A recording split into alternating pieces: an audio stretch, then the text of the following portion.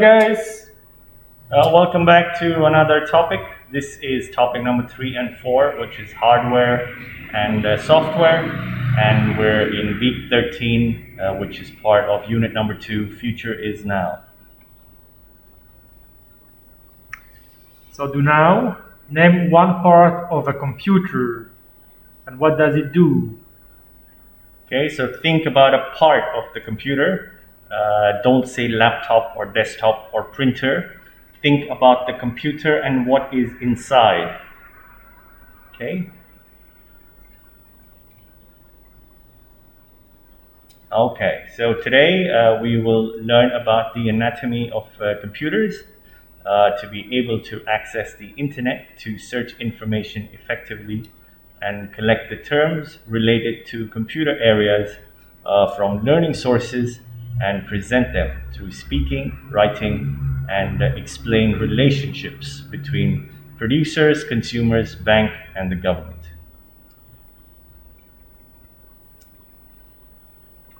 So here's some vocabulary. So number 1, a software. So you will see this during the lesson, but the software is what inside the computer, all the programs that the computer has. Second is browse. So browse is a verb, and as you studied in grammar, verbs are action words.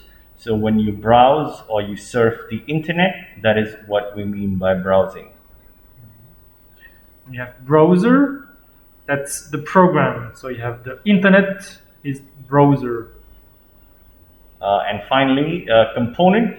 So one small part of your computer is known as a component. So you have the motherboard, that is a component. The processor is a component. The RAM is a component. Okay, so all the individual parts are components. So here 2 videos about computer basics and how to build a computer. So very important to watch those videos for the thinking tool later. You may already know that there are many important parts inside a computer. But what exactly do they do? Let's take a look inside and learn about the various components that make a computer work. Whether it's a desktop computer or a laptop, every computer has a large circuit board called a motherboard. This contains some of the most important parts of the computer, such as the CPU, also known as the Central Processing Unit or processor.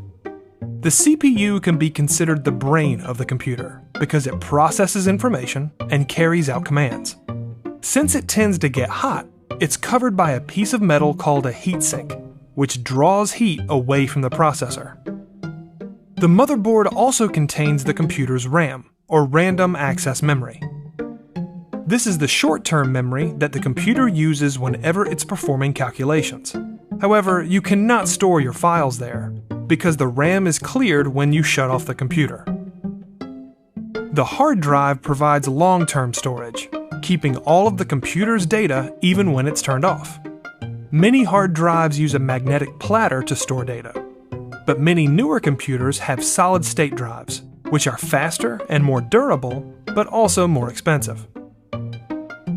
On many desktop computers, the motherboard has expansion slots that allow you to upgrade by adding expansion cards. You can add a video card to get better graphics performance, or you can add a wireless card to connect to your wireless home network. Most laptops, however, don't have expansion slots. Of course, the computer's components need electricity to run. The power supply unit is designed to take power from the wall outlet and send it to all of the different components that need power. Laptops also contain a built-in battery that lets you use them anywhere. A computer is a pretty complex machine, but now that you've seen what goes on inside, it should be a little less mysterious.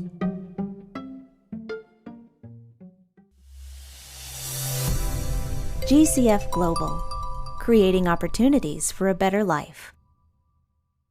I don't even think about it. There's nothing in this world we can't do. Flowers even matter about it.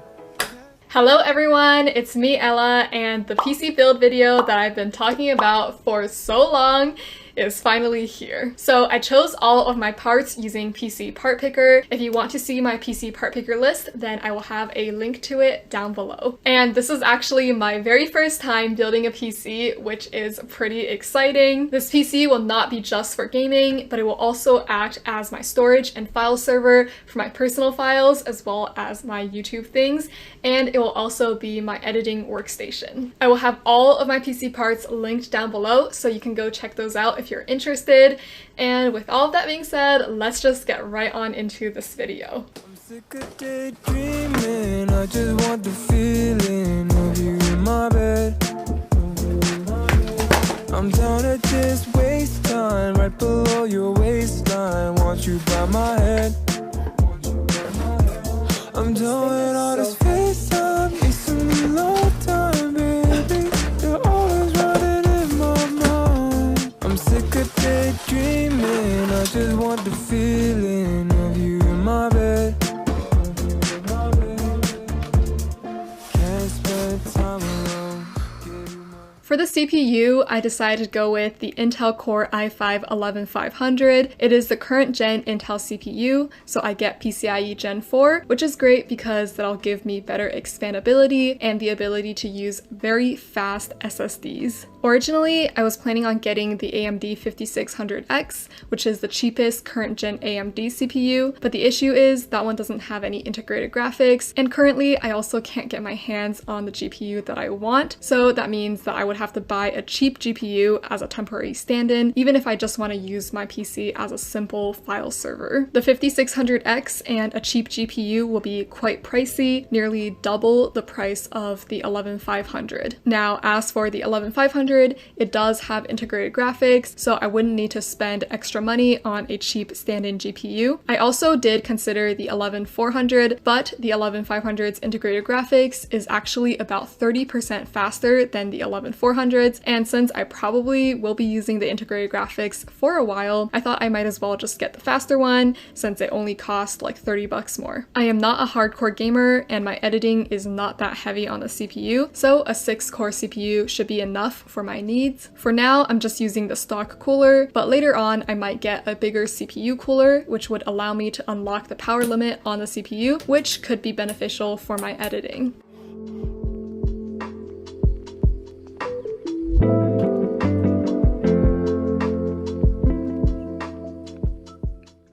Okay, so for the motherboard, I got the MSI B560 Pro VDH Wi-Fi. I went for the 500 series because I want the ability to use PCIe Gen 4 SSDs and also to connect to my GPU at full speed. When I was looking at motherboards, I specifically wanted Wi-Fi and 2.5 gigabit LAN so that I can quickly transfer footage on my MacBook to this PC and perhaps even edit footage stored on this PC directly from my MacBook. And this motherboard was one of the cheapest ones that satisfied all of my requirements. As for the GPU, I really want to get the RTX 3060 Ti, but I've been trying to get it for the past few months and I've just had no luck at all. It's always out of stock for me, but I think this GPU will be fantastic for playing games, even really heavy ones like the Microsoft Flight Simulator. It will also be super fast for rendering out videos, definitely much faster than my 16-inch MacBook Pro, which by the way is already very fast. So this GPU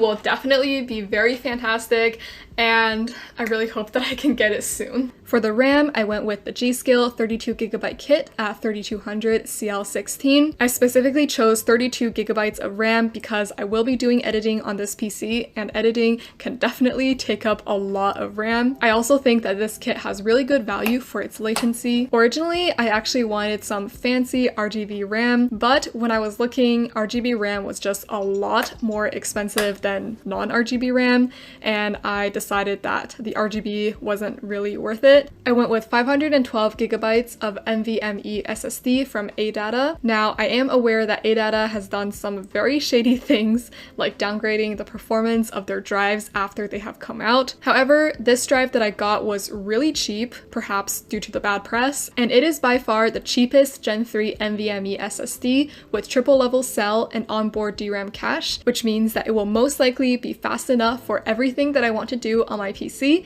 and it will also have decent longevity. I plan on using this SSD as the boot drive and also to store some files on it. For mass storage, like my photos and videos that I definitely have a lot of, I do have a hard drive. Mine is the Ironwolf 4TB one. I probably will add more SSD in the future since I do want to edit on this PC, but I don't need to do that right now because one of the great things about PCs is that I can easily upgrade and add to it whenever I need to. Okay, so for the case, I got the Fantex Eclipse P300A mesh case, and I think this case is an absolute steal. I love this case so much. It is definitely on the cheaper side, but it doesn't look or feel cheap at all. It has a big tempered glass panel. How do I open this? It should pull towards the screw, like it should slide in that direction. Do you see the handle in the middle?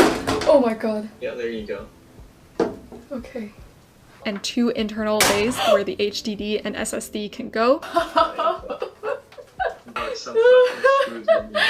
says accessories box. The other great thing about this case is that it should have really good thermals because the front is mesh. And the only downside I would say is that it only has 1 included fan in the back. So I would probably need to buy more fans in the future, especially as I begin to use this PC for editing.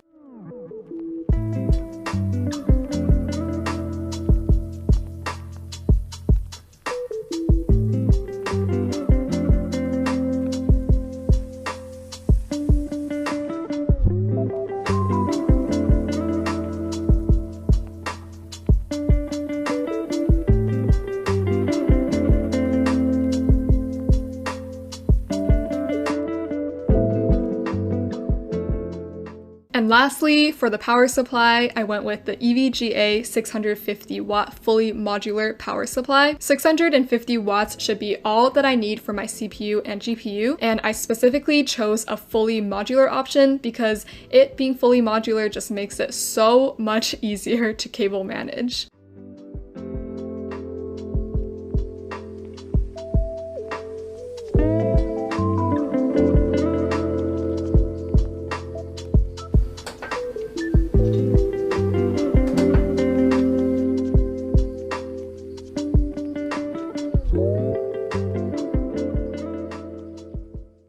Oh my god.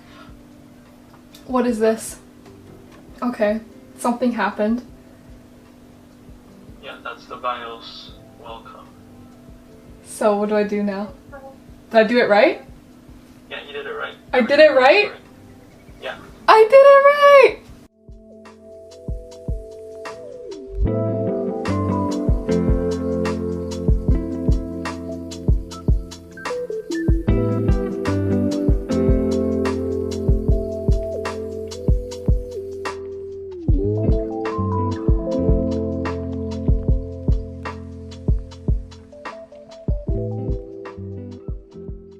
Okay, so yeah, that was my PC build. I would say my PC is definitely not flashy looking at all. It has nothing RGB inside of it, but I actually do like how minimal and simplistic it looks. So yeah, I hope that you guys like this video. Of course, now my next step is to set up and customize Windows, and of course, I will be filming that process, so a Windows setup and customization video will be coming very soon. If you don't want to miss that, then be sure to subscribe to my channel down below. I also have a few links down below, my Instagram and also my Amazon page, which contains both my YouTube gear and also my tech setup, so go check those out if you're interested. And that's going to be it for this video. I really hope to see you in another one of my videos. Bye!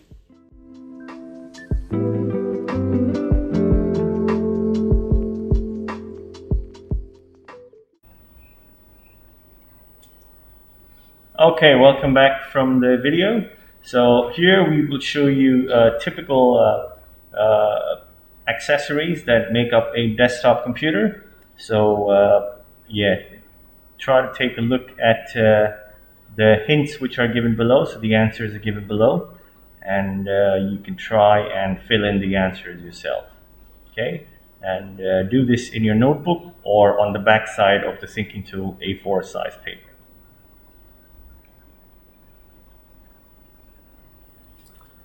So are these hardware or software?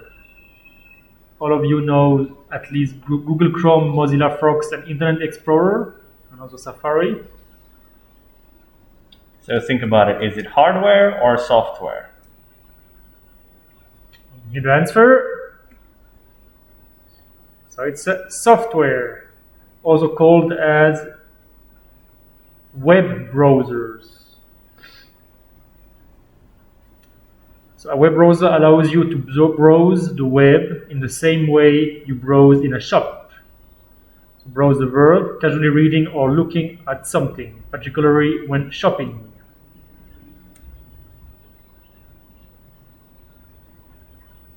Alright, so here we have a few pictures on, and try to spot the differences between hardware and software. Okay, so as you can tell on the left, hardware essentially is all the electrical equipment, and the software on the right are software programs that you install on your computer once it's running.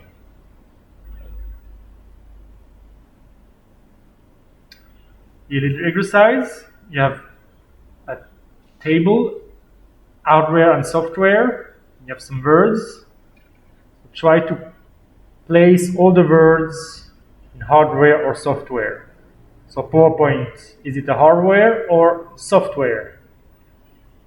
You can make this in your notebook or on an A4 paper. And once you're done with that, try to think of other words. Try to think of 2 softwares and 2 hardwares that you can write down, which is not in the list. Okay. Yeah, another exercise. So in the first exercise, they were pieces which were outside the computer. All right, individual pieces like the monitor, you had the desktop, the CPU, the speakers. All these components are actually inside your desktop computer. Okay, so as we keep playing, we'll give you the names, but pause the video now and try to see how many you can find out. Okay, so the first one, you have the system fan, then the heat sink. So the heat sink is the difference between the heat sink and the system fan. The heat sink actually sits on top of your CPU. Okay, so your processor, the Intel processor, gets very hot, so the heat sink gets all the heat outside the processor. Then the hard drive. Without the hard drive, you cannot save files or put picture on your computer. And then you have the optical drive or the DVD drive. Computers don't have that anymore. Laptops don't have the DVD drives. Everything is saved on the cloud. But yeah, this used to be used 5 years ago. The next one, the RAM module. And after that, we have the CPU, the central processing unit. And the motherboard. And finally, you have the power supply that gives power to all these components.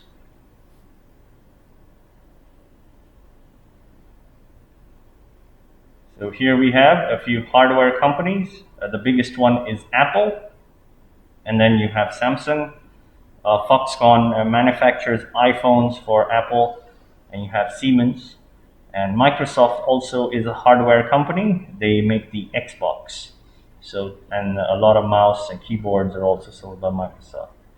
These are some of the hardware companies. And here the softwares. So Microsoft, very famous.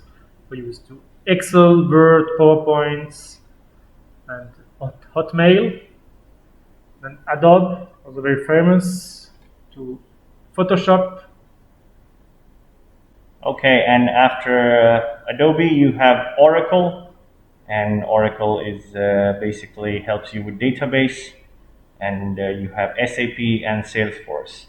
So they sell software to industries for buying raw materials and to streamline the assembly line. If you remember, we did the Industrial Revolution, and so we are in step 4. And step 4 means that the assembly line is automated. So SAP and Salesforce helps you with that. Okay.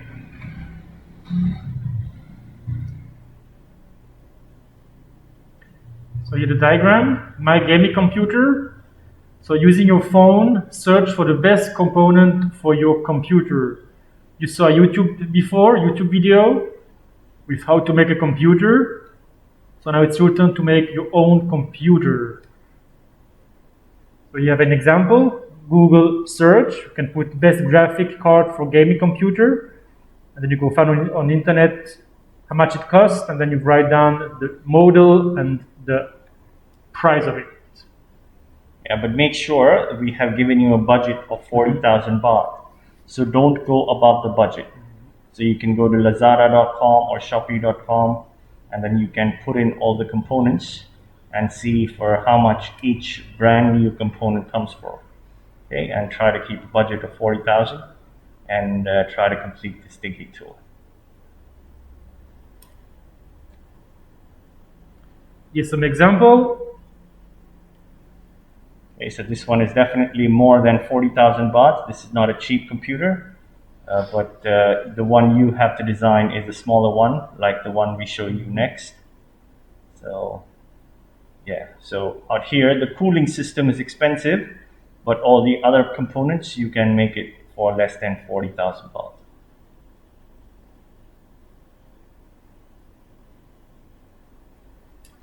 Okay, so write about what you learned today. So think about the difference between hardware and software, and think about all the individual components within the hardware, and try to write down what is the function of each component as well.